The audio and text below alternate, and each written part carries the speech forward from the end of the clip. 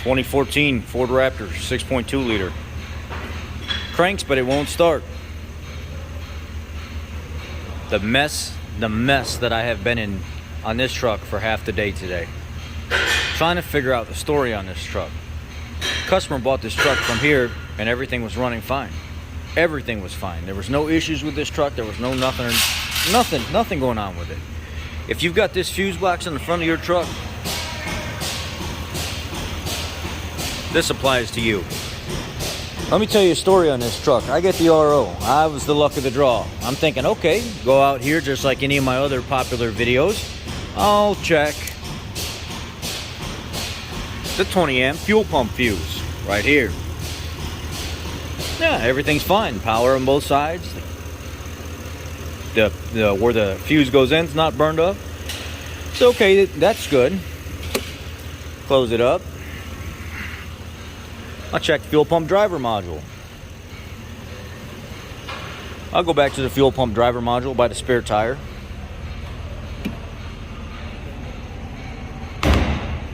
Let's go inside here. I'll pull it. It's in the seat. Fuel pump driver module is not even plugged in all the way. So that's got to be it. It's got to be the fuel pump driver module.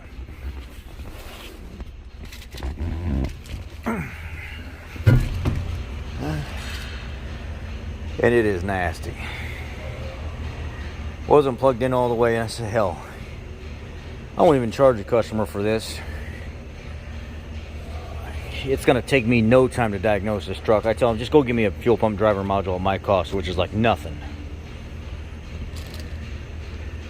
GA8Z9 Delta 370 Alpha. Okay. Nah, that ain't gonna be a big deal. I'll just take care of that because it's like nothing for me. Literally, employee cost is nothing.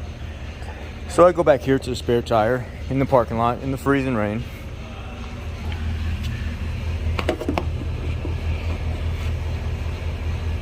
Replace the fuel pump driver module. Thought for sure that's going to be it. Nope, that wasn't it either. Vehicle still won't crank, and it still keeps giving me only one single code: fuel pump primary circuit, the feed circuit. So I'm thinking to myself, I've got no brakes in between at all. I can literally ohm out from up there all the way back to the feed line going into the fuel pump driver module, and there's no issue. None, zero. So if it's not the fuse, it's not the fuel pump driver module, I've already tested the wire from front to back. It's got to be a fuel pump. Still refresh the code, go check, make sure that I'm on the right track. Pull the tank down. The wire coming out of the module back to the fuel pump, supplying power. No problem there at all. The fuel pump's got to be bad because I'm getting power to it. I've got ground. Fuel pump's bad. I pull the fuel pump out today, looking at the fuel pump. Sure enough, connection's not that great. The float's burned up a little bit. That's got to be it. It's got to be it. Put the fuel pump back up in the truck. Couple 13mm bolt strap, everything. Put the feed line back on it. Come back up here. Now when I key cycle, I'm getting a pump sound. Okay, pump is turning on. I can command it on through the computer. I'm getting fuel pressure and stuff. Now that's great. Then all of a sudden I see a message on the computer. The light here starts flashing. The lights up there are flashing. I didn't notice them before. And I hear a clicking over in the body control module. Over in the corner. Well, the body control module has an issue sometimes also where the connector gets broken and pushed off, and it'll cause some of these issues, but sometimes it won't crank.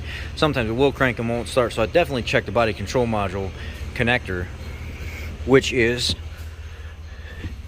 that bottom connector over there. See if I can zoom in. The bottom connector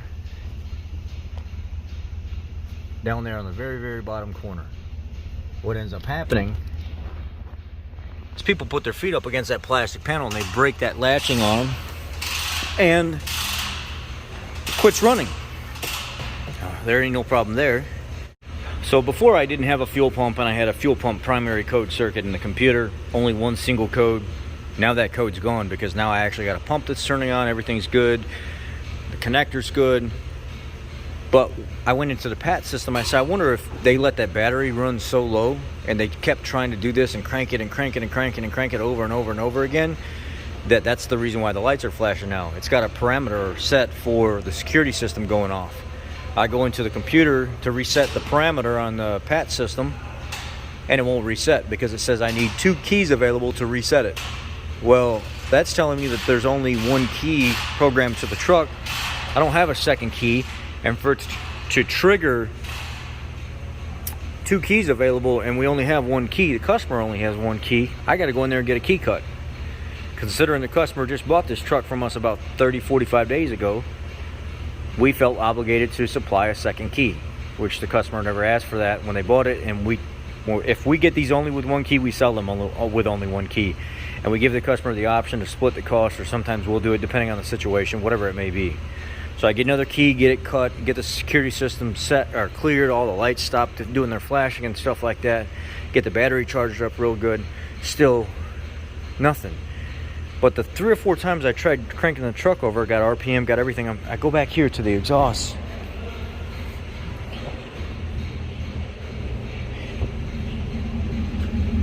And I'm like, man, it smells like raw fuel. So I'm getting fuel. I can hear the pump kicking on. I'm getting fuel. So while I'm here, I said I'm just going to pull out my wand real quick. Where the hell is this thing at? I'll turn it on to, you know, about halfway or so. What, 8? And I'll test and I'll see what I got going on. So while I'm cranking, I take this and I put it over here on top of the ignition coil, and I was getting nothing.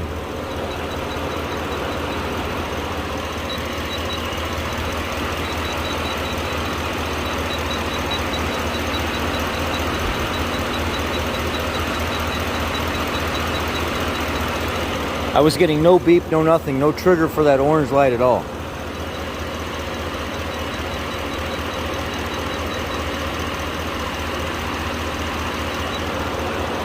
So I said, look in the computer real quick. It's going to be part of my new procedure when I look in the computer to do this stuff. Pull this up. 14 6.2 liter. Be the same for the F150s of any engine size. And I see, wait a second. All these ignition coils are supplied by a 20 amp fuse in slot 78. Come back up here to the fuse box, which these don't ever pop. They never go bad.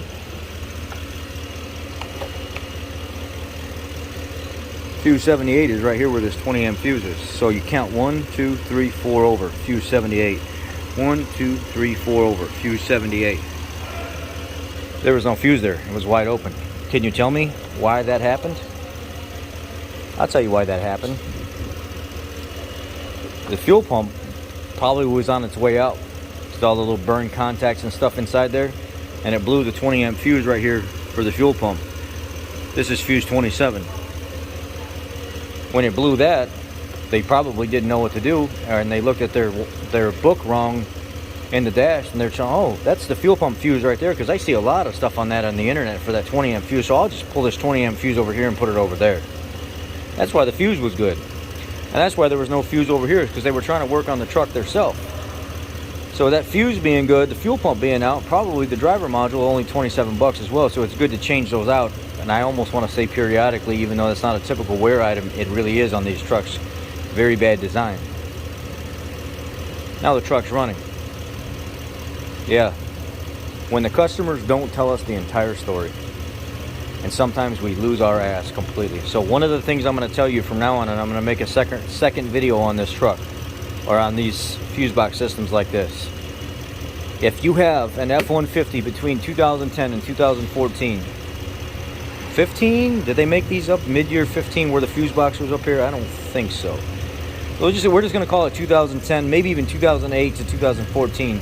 F150 where the fuse box is sitting up here, and you have a 20 amp fuse here, and then you have a 20 amp fuse down here. This is going to be your process from now on when it's a crank no start. You're going to come here, check your 20 amp fuse, pull it out, make sure it's not blown, put it back. Come up here, check your 20 amp fuse, make sure it's not blown, put it back. close your lid. If you don't have a 20 amp fuse in that slot, chances are they put the TSB relocation kit in its new updated slot. I'll show you real quick what that TSB is. That TSB is right here. Battery junction box fuse 27, crank no start, loss of RPM and or malfunction indicator lamp. 2009 to 2014 F150 may exhibit a crank no start, stalling and or malfunction indicator lamp with a P0230, P025A, P0627, U0109, P0201, 202, 203, 204, 205, 206, 207, and or 208. Cool. So let's look at what a P0208 is right here. Same thing pops up for that TSB.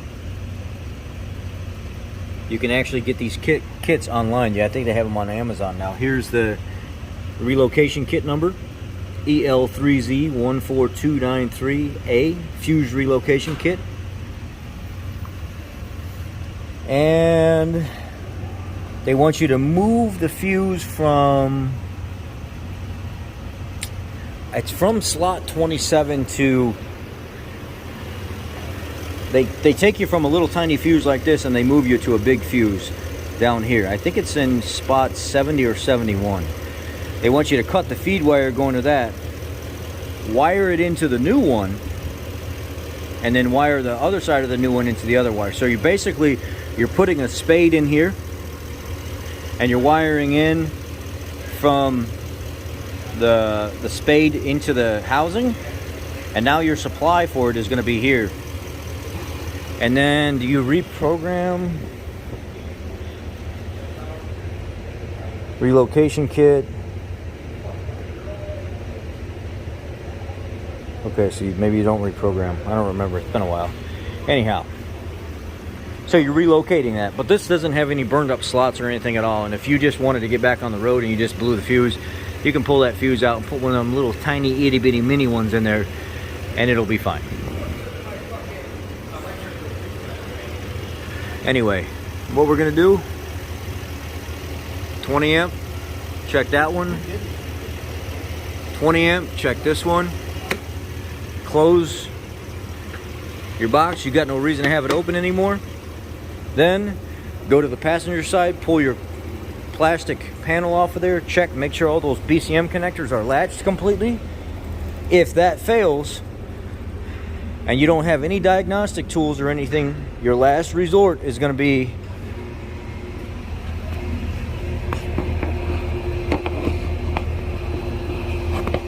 that fuel pump driver module.